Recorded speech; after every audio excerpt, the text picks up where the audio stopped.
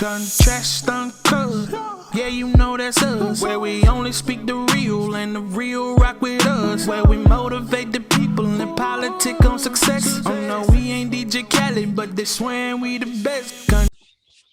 What's happening? It's Contrast Uncut. It's season 5, episode 15. I want to give a big shout out to Uncle Snoop's Army and Bobby D Presents. I appreciate you, brothers. It's your host, Xylo. And ladies and gentlemen, today we have an incredibly dope special guest. This brother's from the Yay area, the Bay. He has lived all over the Bay, from San Mateo to Danville to Dublin. He's currently out the 916 Sacramento area. But if you let him tell by his background, he on vacation. This brother is a world-renowned and celebrated mastering engineer. He's the go-to master person for the mixing great mixed by Ali and the other mixing engineers at Engineer Ear. He's a RIA certified multi-platinum and has mastered Roddy Ricch's hit record, The Box, that went 7 times platinum and Billboard #1 and charting for 38 weeks. Well, he mastered 2 times platinum complete album of Roddy Ricch. Please excuse me for being antisocial. While I'm at this brother's for his master list, you know, he's worked for the likes of Kendrick Lamar, DaBaby, Meek Mill, Summer Walker, 42 Doug, SZA, and many, many, many more. I could spend a whole nother intro on just the records he has mastered.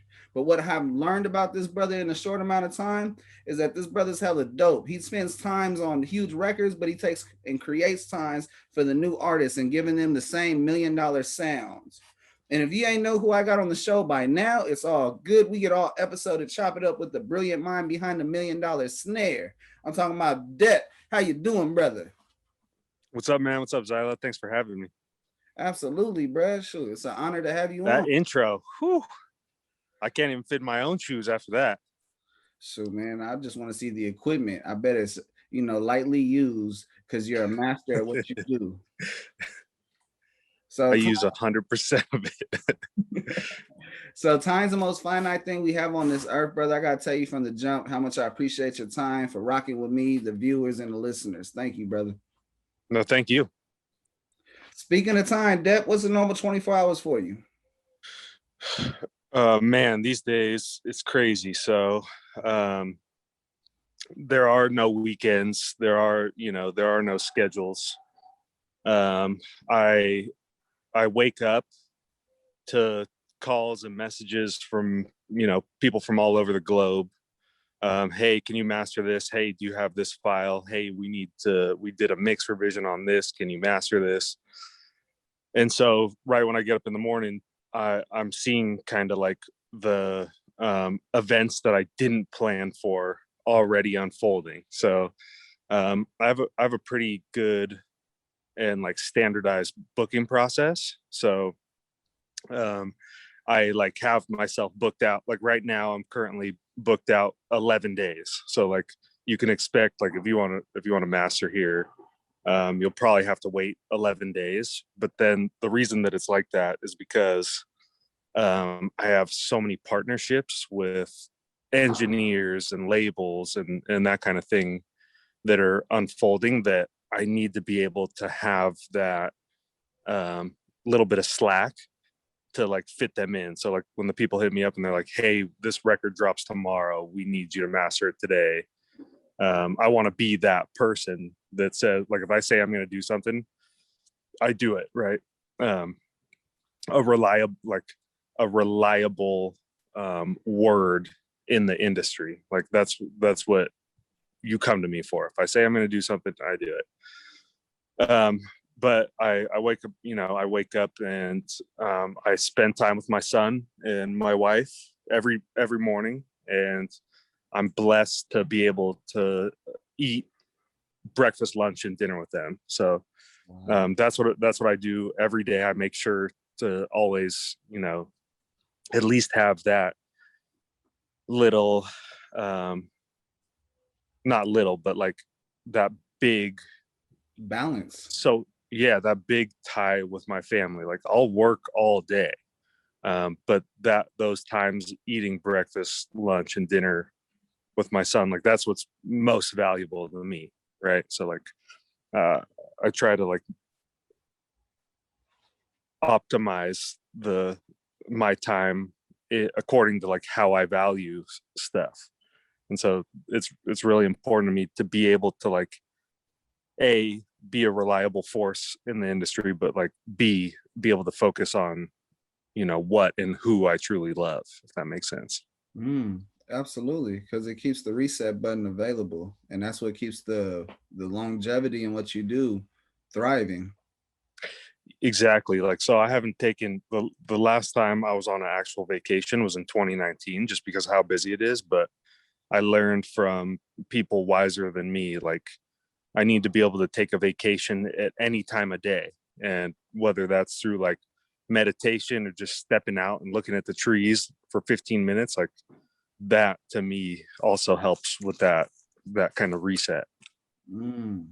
No, I love you dropping gems from the beginning. I gotta tell you that from one dedicated father and husband to another, I want to shout you out and give you flowers for being a dedicated father and a dedicated husband. It is not Thank you. easy to live your dream and have a sleepless dream at that and still be available to be called dad and you know, to be a loved one.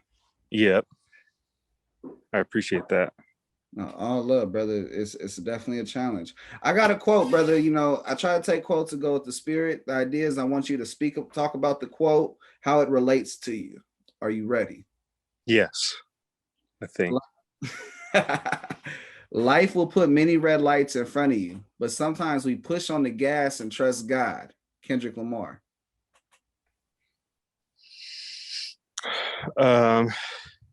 Man, this like it's crazy because that like there's, you know, 1,000 ways to say that kind of phrase. And I'm not one to go, you know, straight through the red light, but like I'll turn right, you know, I'll turn right on, like it's legal, you know. And sometimes like that direction is not for me. Like just recently, and I'm not gonna elaborate on names because it's not important, and it's a theme kind of throughout my career. But I'll do, you know, I'll work on something that I'm really invested in. Like I'll work on something for like 3 to 6 months, not guaranteed the job, not guaranteed the album, not guaranteed I'm gonna work with the artist, and just for them to like, you know, go to another engineer and get their work done with that engineer after investing the time. And the first time that happened, you know, I was pretty like depressed and upset because like, you know, this is my livelihood. Like I'm taking this risk in order to, I'm taking a risk, right? Like it's a risk. But I know that if it pans out, like the reward will be greater than the risk. So I've taken this kind of risk a few times, and I've lost the job. Like it's gone to another engineer, whether it be because they liked the engineering better, or because they wanted that person's name on it, or whatever reason. You know, there's a multitude of reasons. But I learned fairly recently, like if a door closes, like don't focus on that closed door. Like I'm looking at the 5 open ones right next to that closed one. And so that quote, sometimes we hit the gas and trust God through the red light. I can relate to that because like sometimes it feels like there's a block, but there's not. Like I can turn right at the light. Like I don't have to go that way. There are people willing to work with me for my flavor, for my ear, you know what I'm saying? And like it's not, I liked I heard a few days ago, I was listening to it was a clubhouse with Ali, and Ali said like everyone has a different flavor, you know, like so like if you like one restaurant one day, you won't like you don't want to eat at that restaurant every day. And so like some people aren't going to like my flavor some days, right? And it's not up to me to appease those people, but to focus on the 100 other people who are like here for the experience. Yeah, they want your flavor. Yeah. No, absolutely. You know, when I read this quote, it basically tells everyone about the story of, hey, there's a thing called false hope, but when you go through the false hope, there is a level of, hey, you earn something in there that will grow to another opportunity, either immediately or later down the road. And that's where when you push the gas, you know, you trust God and, you know, you'll arrive at where you're trying to get to. It may not be what you expected, but it'll be where you need to be.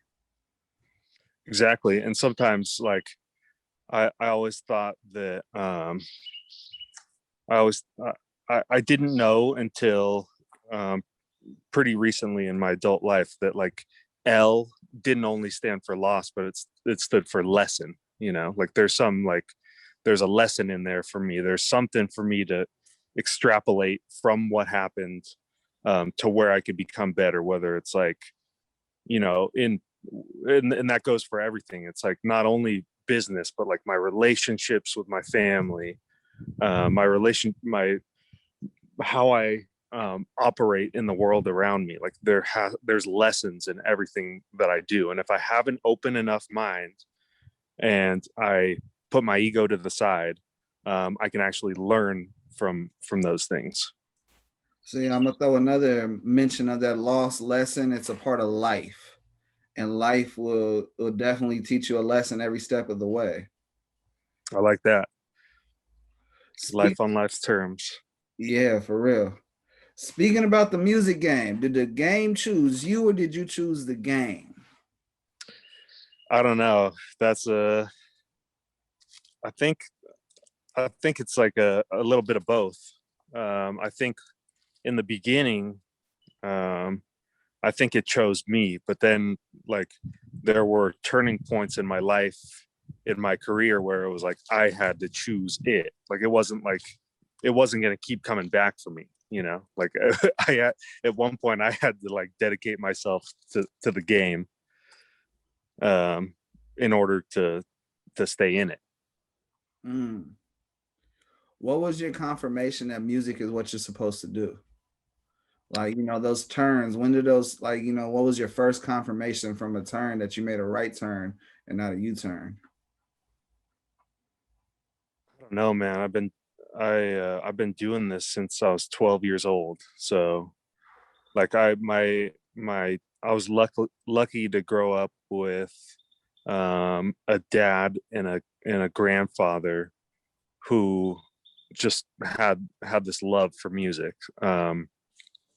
My my dad's an immigrant from Bolivia. He came here when he was 9 years old, and they came here ironically because of the polio pandemic in South America. So this is my dad, like in today's world, this is my dad's second pandemic. And the reason why they came here was because back when the polio, it was an epidemic because it was really it was secluded in how it kind of spread. But he came here because they had gotten um, his sister had contracted polio, and this was like right around the time when they got vaccines. So everyone was thinking they were safe, like, oh, we got, you know, vaccines and that kind of stuff. But the kids hadn't been vaccinated, and all of a sudden one day his sister was running in the field and she like collapsed, and she like got up again and running, and her legs gave out. And so if you don't know anything about polio, it was about 1 in 100 people became paralyzed from the waist down. And so my aunt, they came here to Shriners Hospital to try to get like the best medical care. They got accepted here on like a full, like, whatever. It was like just like this crazy miracle for them. And they went to Shriners Hospital in San Francisco and got treatment for my aunt, who was now paralyzed from the waist down.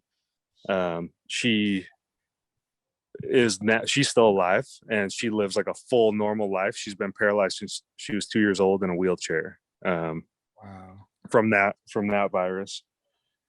Um, so that's like kind of how they came. But like at the same time, while all that stuff was going down, that's just another, you know, there's so much I could talk about just that story. But my grandpa came here and he sat in this class in Stanford, and like if there's one thing to know about my grandpa is like, not only is he like brilliant, but he has huge cojones. And so he sat in this class in Stanford and like picked apart this professor's thesis and was like, I'm going to help you rewrite your thesis. Like, you need to admit me to Stanford. And so they admitted him to Stanford on a full ride scholarship. Like, no, like crazy. I didn't see I didn't like actually believe him until I saw, you know, all his like doctorates and that kind of stuff. But this guy, brilliant guy, has a lifelong love of music. He's attended the world's first digital music conference in Australia in 1978. So he was doing like things with synthesizers and digital music and that kind of stuff. Passed this stuff along to my dad, who was heavy into, you know, jamming and playing guitar. I was like I was on floats when I was like 2 years old in the St. Patty's Day parade in San Francisco. And we were the float with the band and the kegs. Wow. That was like you could not miss us. If you've ever been to that parade, we were there every year. We had this huge truck. There were like 10 kegs on the truck, and there was a gigantic band and like 150 people on the back of this truck. Wow. And so that was like what I kind of grew up around. I had this like, you know, academic background in music from my grandpa, and then I had this like party music type background from my dad. And eventually, like when I got into I think it was like middle school, my friends started rapping, and I was like, well, shit, like I don't know if I can rap, you know. And I'm like looking at myself, thinking like, I'm just like a white kid, you know, I don't think I can get into this. So I like got into producing, and I picked up one of the first things I picked up was Fruity Loops before it was called FL Studio. It was called Fruity Loops. It was like just straight Fruity Loops, and picked that up and started producing. And that was it for me. Like when I remember going through the demos, because like that was how we learned. When you're 12 years old, like there was no YouTube. There was like barely any internet. I think what's now called Gear Space, it was Gear Sluts. That's one of the oldest websites on the internet, and that was like just forming. And I would go on there and I would look through the like every single demo song on Fruity Loops and Cubase and all that stuff, to like kind of learn how people were doing this stuff. Wow. So self-taught, learning how to arrange sounds. Wow. Yeah. When I barely graduated high school, like it was because I had like some friends that like helped me kind of get through high school. But I went to what was that junior college over there in DVC, Diablo Valley College, over in like Pleasant Hill, Concord. I went there and I started taking like all the music classes. Like they had like this digital recording class, and they had, you know, piano, and I took like 2 years of music theory and all that. But I never pursued a degree in that. But I also got some of that academic background in it too along the way. So basically, in the beginning, you're just nibbling and dabbling in sounds, trying to find your lane. You know, at what point did you cross over from, hey, that doesn't sound good, I need to become that ear because I recognize this doesn't sound good? So in 2016, that was when I started buying up mastering gear. So 5 years ago, I started buying up mastering gear. And I remember like it was very distinct. Like I was actually on my honeymoon with my wife, and like I don't know if anyone tells you this, but when you get married, like you get all these envelopes, and like in all those envelopes, like people put money in that shit. And so we were like opening up all these envelopes that we got, you know, after we got married, and I was like, oh shit, like they gave us a lot of money. And I was like, I looked over at her and I was like, I think I'm gonna start mastering. And she was like, whatever you want, like whatever you're gonna do, you're gonna do it. Whether I say no or yes, you're gonna do it. I already know you that's what you're gonna do. And I told my little brother, I have one little brother. I told my little brother, hey, I think I'm going to start mastering. And I like, bought this like $5,000 Neve Portico. And my little brother's like, being the safe one. Watching me grow up and always being the safe one is like, man, that's stupid. You're stupid. Don't, like, you're wasting your money. And so I bought this thing, and I started going to the studio in Fremont where my friend Curtis Circuit by, I don't know if you're familiar with him. He's Ali's right hand mixing assistant, where he was working, and I would just go into the studio and I'd be like, hey, let me master this. And I had a portable, like I had like a little portable mastering rig. So I'd go into their B room and I'd like master for some of their artists. And like, so I started getting like experience, and like people were like loving the masters. And I'd been for the years before that, from like 2010 to 2016, I'd been heavy into sound design. I've been doing EDM, like dubstep, drum and bass, trap. And so in doing that, like I was figuring out how to shape sound. Like I like started to understand everything about it.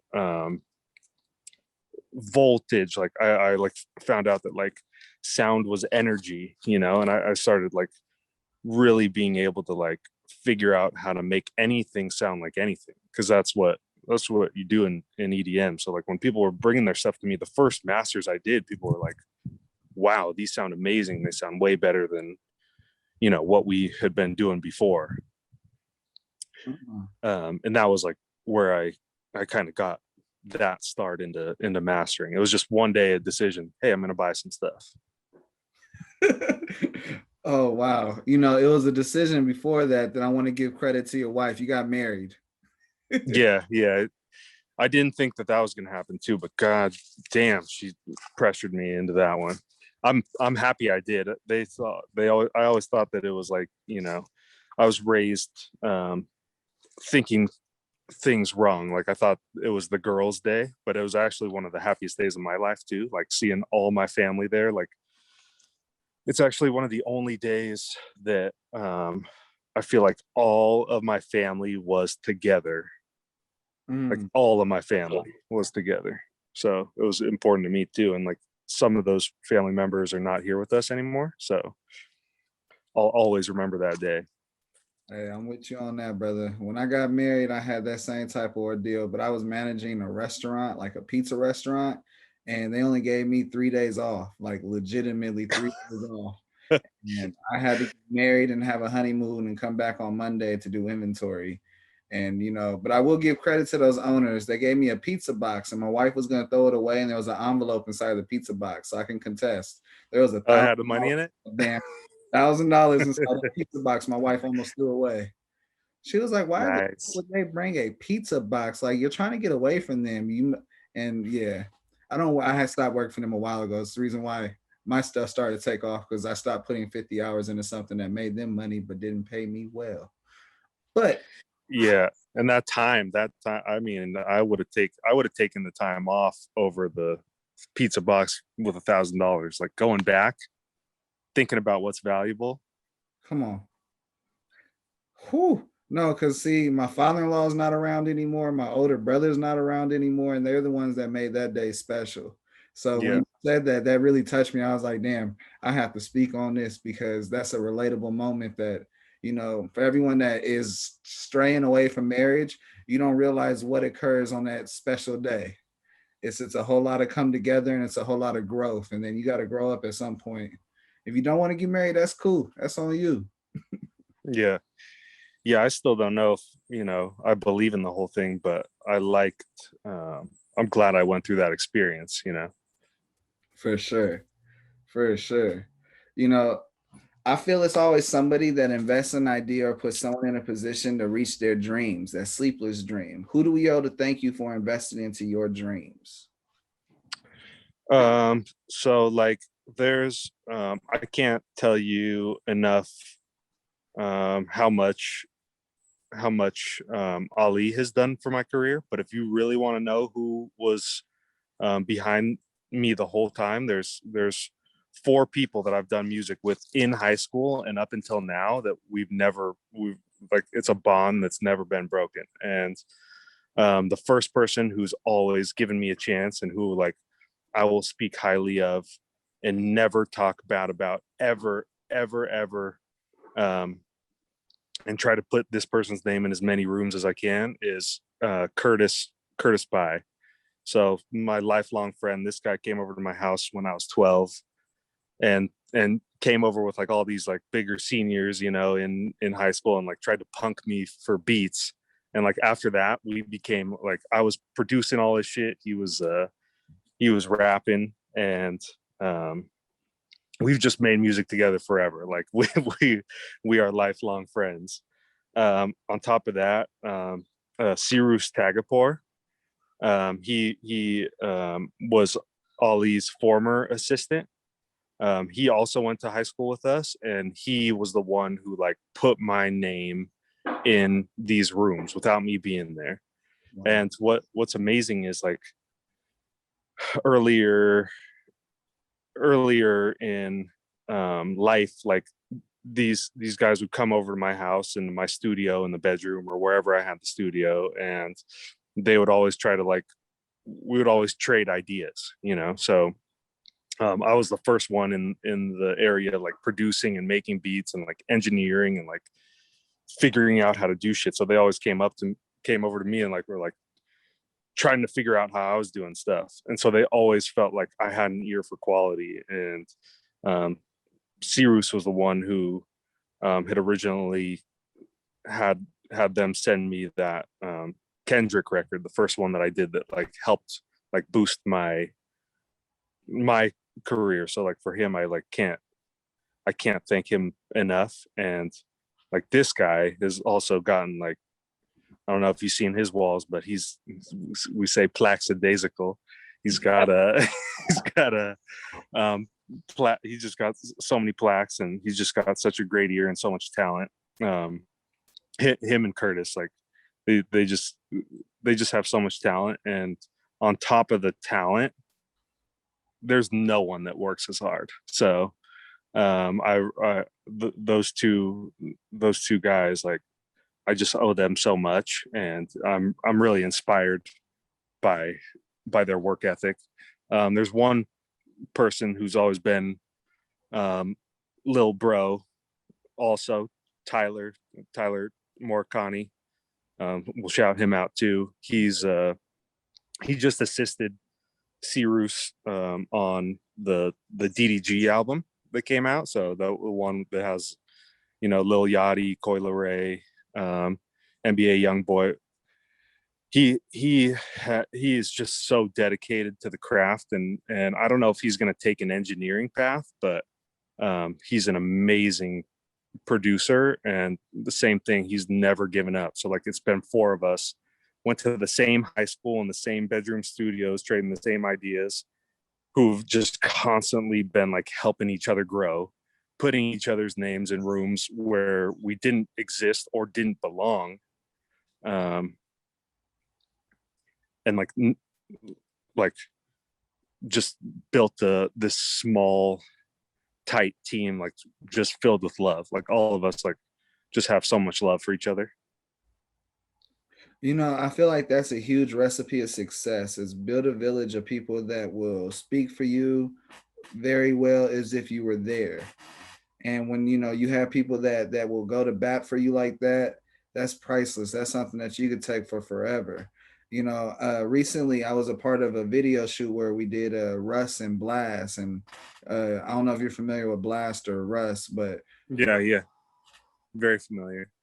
And so Russ was pretty much out there with his bodyguard. And so I was the coordinator. I was running back and forth to get Russ from his trailer and bring him back to set.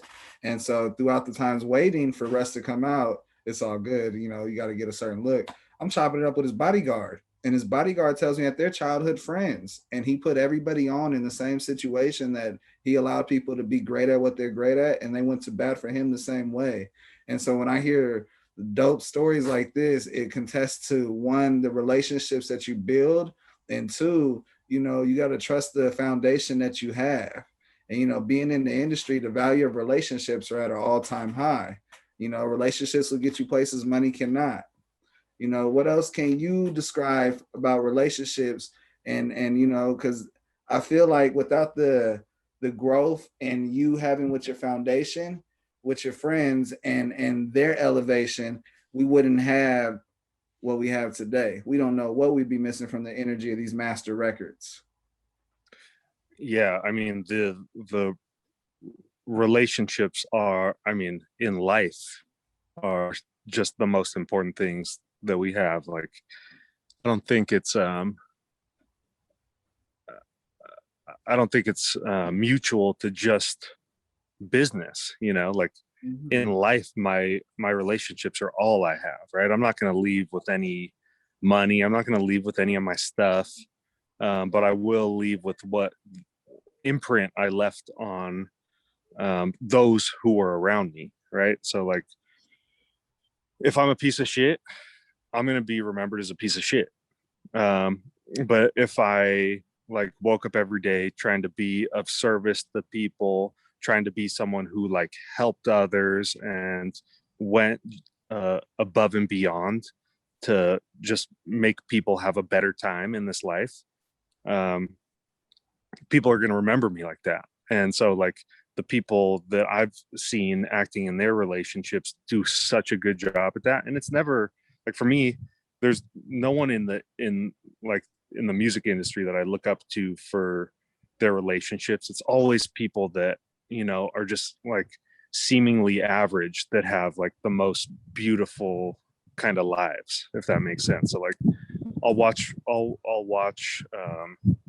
I have this friend Scott, who's like a lifelong mentor to me, and I see how he interacts with everyone, and someone will just be like, you know, super salty or like mean to him, and he'll like put his hand on their shoulder and he'll be like, hey, like, that's okay, you know, and like just have this way with people that's like totally disarming, that he can like diffuse a situation that was like, you know, aggressive or whatever, and make it about like, hey, like, I care about you, you know, this is like, let's get through this. And to me, like, that takes a lot more courage than acting out on like aggression or violence and that type of shit. Because like when I was younger, you know, like that was that's also what we're taught, you know, like if show you're not afraid of anyone by like fighting or acting aggressive, but like really like fighting and being aggressive is an act of fear. So when I see people like that, like having the courage to like pull back what society thinks being a man is, or what society thinks being a good person is, and like, you know, really not be afraid of people, that's where I see like the beauty in relationships and like difficult problems in relationships being resolved. So I like people like that. With the relationships thing too, I like, if I stop giving you feedback, it's because I stop caring, you know? So like the people that are around me are constantly giving me feedback, and it's not because they, you know, are like trying to hurt me or cut me down. They're trying to help me fail fast, because when I fail fast, I succeed even faster. So like they help me fail fast, they help me learn, and then through those learnings and like the difficult shit that is hard for my ego and hard for me to go through, through all that stuff, I get to become a better person, better at what I do, better with how I'm being a father, you name it. I gotta highlight something really big that you said. You said that they helped me fail fast so I could learn even faster. If that isn't such a powerful bar, because a lot of the times people think the greatest things come from being successful. No, the greatest things come from failure, because that's where you get your highest growth of success. Because success can have a ceiling of complexity. And once you hit that ceiling of complexity, you know, that's it. It's like, what am I going to do? You're going to sit there and be trapped in this way? Or if you learn how to fail fast, then you can respond back even quicker. You ever think about Tom Brady when he throws an interception? He has a stellar drive the next way because he's building back up that confidence, and so he can be comfortable, and then we get greatness. Whew. Bro, Yep, and he gets to see how other people move too, like in that sense. and that's priceless. When you could see people really move and their pure intentions, not what they want to masquerade around because they have ulterior motives, but to see the truth behind what they want to be perceived for, that is the biggest blessing in that whole disguise. Yep. Dep, I gotta ask, what's been your most rewarding moment so far?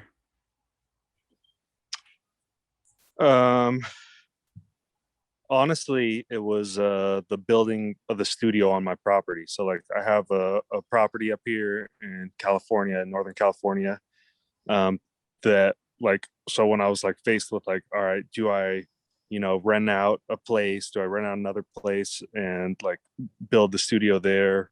Or do I like find a home to like where I could like actually build the facility on?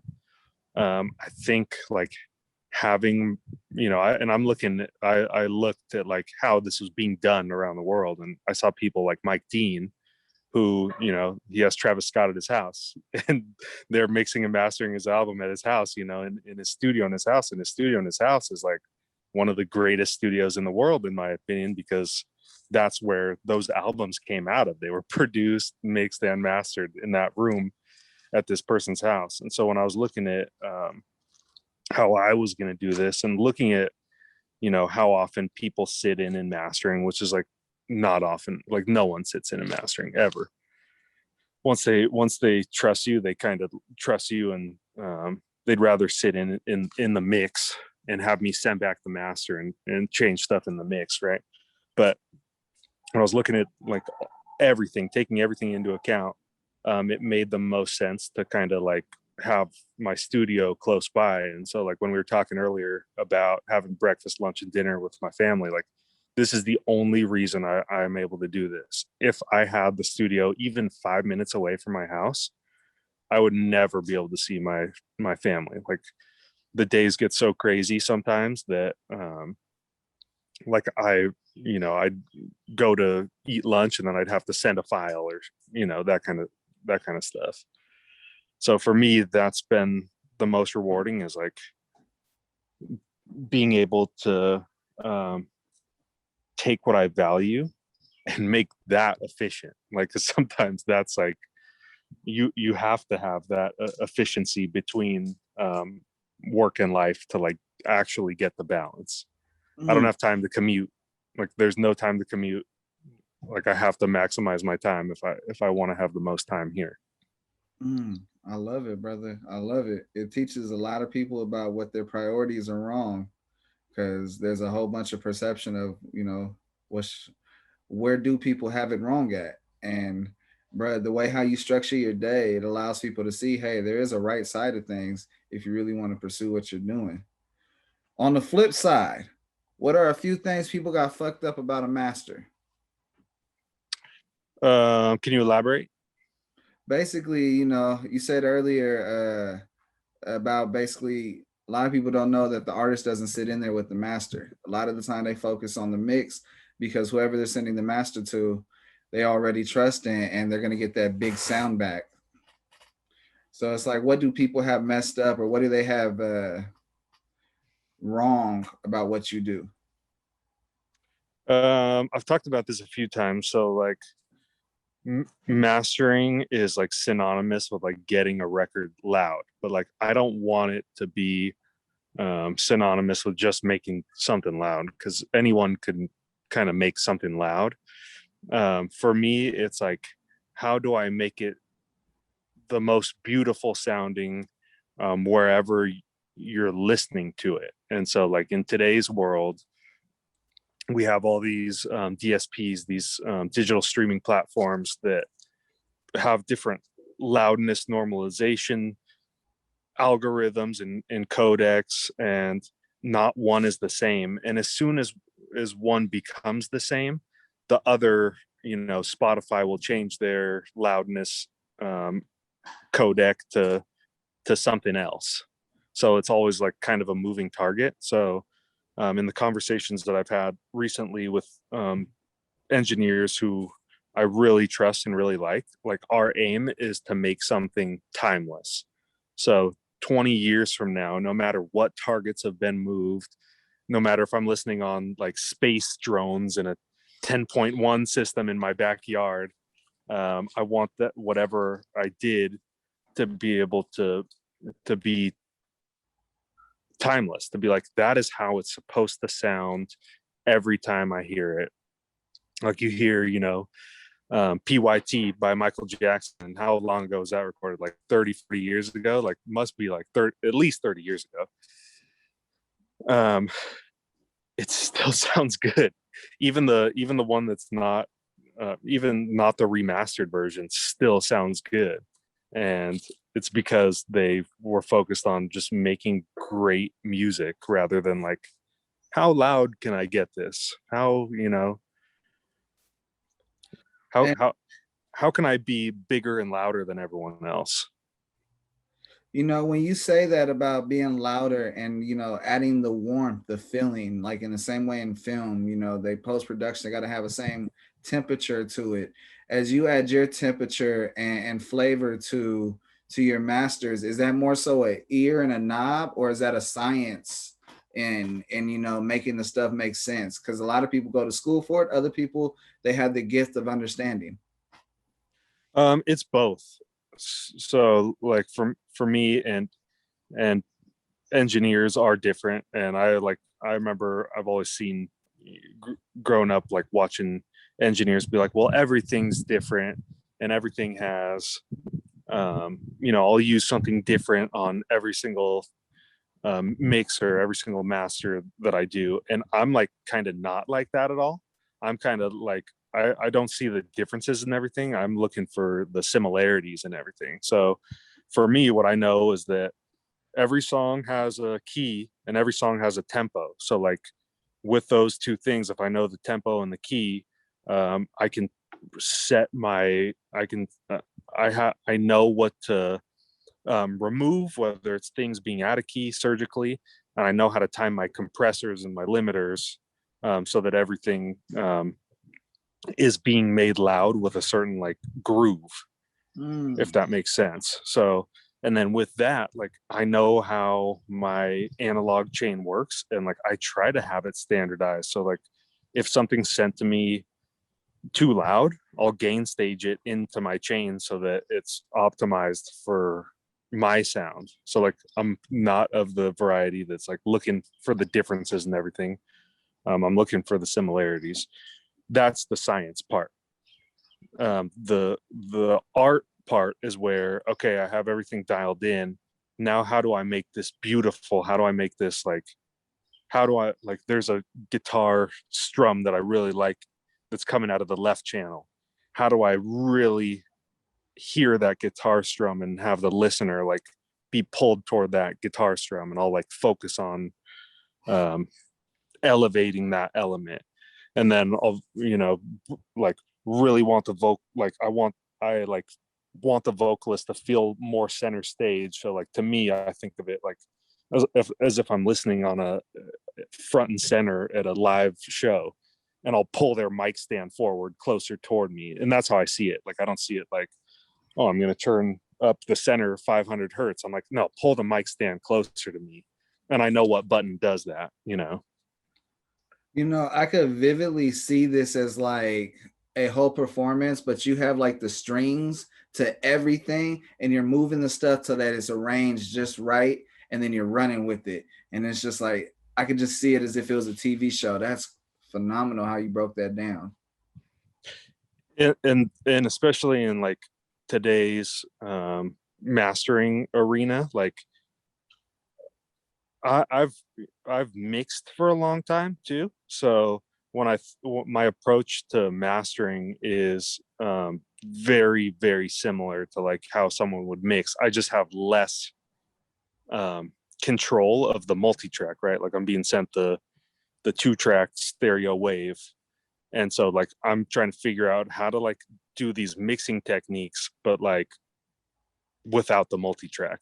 That's essentially like that's the challenge. So when I'm pulling the mic forward, like sometimes I got to pull the the drummer forward too, and that's where mixing and mastering is different. Like, because in mixing you could just isolate the vocalist and pull them forward without pulling the drummer forward too. Right. Whew. That was dope. I gotta dig into my 3 favorite master songs by you. This is actually really hard for me too, because I was looking down the list, and you have such an amazing list of just songs you've been a part of, records you've been a part of, and I was like, damn, these are a lot of my favorite songs. Like, I'm really slapping some of these songs, and I was like, damn, I gotta take that off because I really like this song more. And so, and I'm gonna give you a heads up. I'm gonna ask you for your 3 favorite after I list my 3. So just have that in the chamber. Number one. Mine probably aren't even out. See, and that's the shit I love, because then if you could give me some insight, then I got exclusive.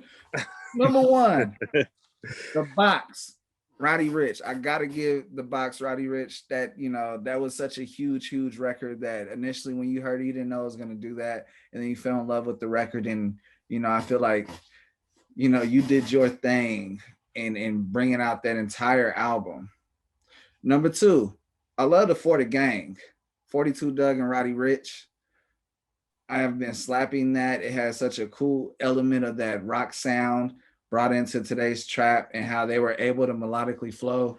And then number 3, I got Lemonade by Internet Money. What are your 3 favorite songs you have mastered? So I really like the master on War Baby, which is the last song on the Roddy Ricch album. It's actually one of my favorite songs, just period. But I really love the master on that. So if you haven't checked that out, definitely check that one out. That's my second favorite is Tempo by Smino. So this thing was crazy, and so I think Cyrus mixed that with Ali, and Cyrus just got this, like, the kick in that thing is like incredible. So if you haven't listened to that has like a groove and a warmth and just a weight to it that, like, like, this is one where it's like, was it the master or was it the mix? I don't know. But either way, that master really turned out.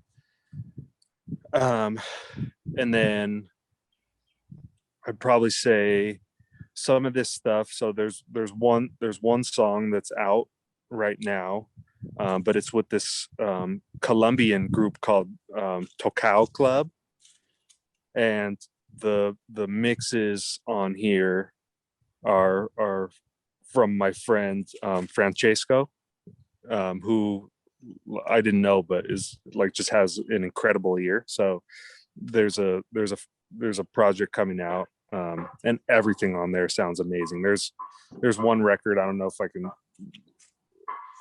could say the name. I'm not going to say the name because it's not out yet, but there's one record on there that's like stadium. It's just like a stadium kind of, like you would hear it playing at the World Cup. Like that's how I feel about it. And it's just like, it's just so big and it has so much energy, but it's also so clean. That's got to be up there. That's one of the unreleased. Whew. Okay, I'm looking forward to that, especially the way how you described it. He said World Cup. Whew. Yeah, no, you'd see it on the World Cup, like see it on the Pepsi, Coke, everyone would be like playing it on their commercial. That's how I envision it. Oh yeah. Now, if we know it's on the World Cup, we know it's playing in the Olympics. Yep. Now, Depp Brother, you have survived my show. As a reward, the floor is yours. I know you shouted out a lot of people. You haven't promoted too much, so this is the time where you promote. Let them know where they can find you. And like I said, the floor is yours. Thank you, man. No, I appreciate it. Appreciate you having me on. If you want to follow along on the journey, $1 Million Snare at everything, $1millionSnare.com, $1 Million Snare on Instagram.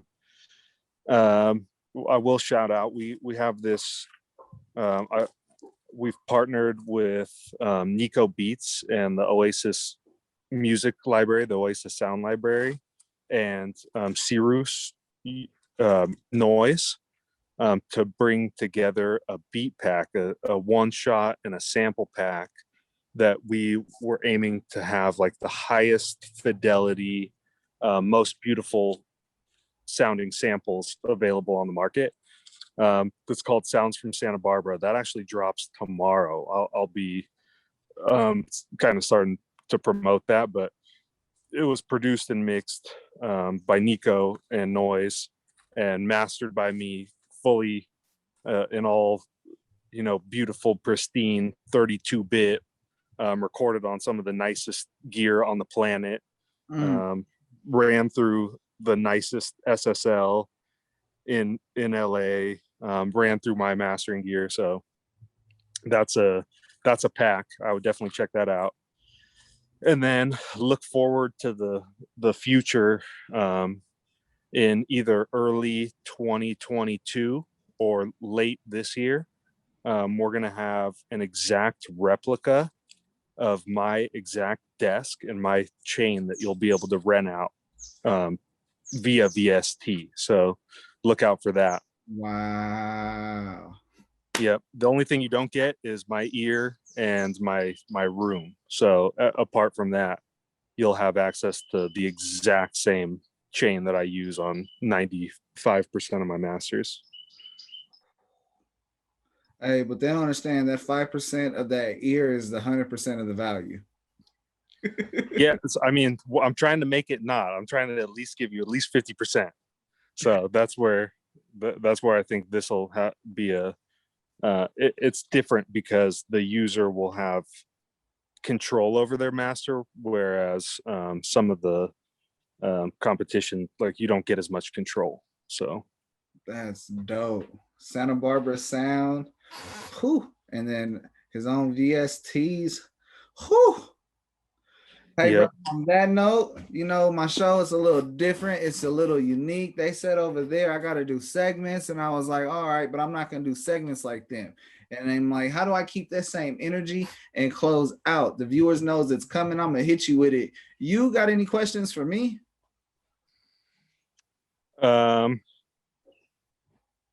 Yes. How is your perception of $1 Million Snare changed since you've had me on? You gave a ton of in-depth information to not only the $1 Million sound, but also the explanation on why it's a snare, because you're from the West Coast and you put a lot of value into your sounds. And then, bro, just the explanations of how you got into it. And, this was a phenomenal interview, and it gives people an insight to the reality of who is behind the scenes. I like it. And then what's next for you? Brother, I'm just progress daily. That's it, brother. I have this show. I produce music videos, and then I'm also an A&R. I like to work with producers and get them placements and celebrate once the placement lands, and keep it going up. That's my 3 things besides being a husband and a father. Nice. Well, I appreciate you having me on. I appreciate you and your life and your hustle. And like, to me, it's I'm inspired back. So and like breaking free of what's, like, I think both of us have, like, that kind of that feeling that we need to break free of what society thinks we need to do and what they think we need to be. So I really like that about you too. So absolutely. No, I appreciate you. I do want to shout out Rome's Empire. I appreciate you, brother. I don't know if you know this, but the reason why I'm on Clubhouse is because you sent me the little ad. And so it says that, you added me on Clubhouse, and it's all because Rome made that happen. And then that's honestly how I started to go down this tree and find the roots of who is this guy that added me on Clubhouse. And, it's a blessing that not only was I able to build a relationship with you, but at the same time, I was able to have you on the show, and, all my viewers get a chance to see who's the man behind all these hits? Who is making that sound vivid, liveful, and full? And you know, I was able to have Depp on the show.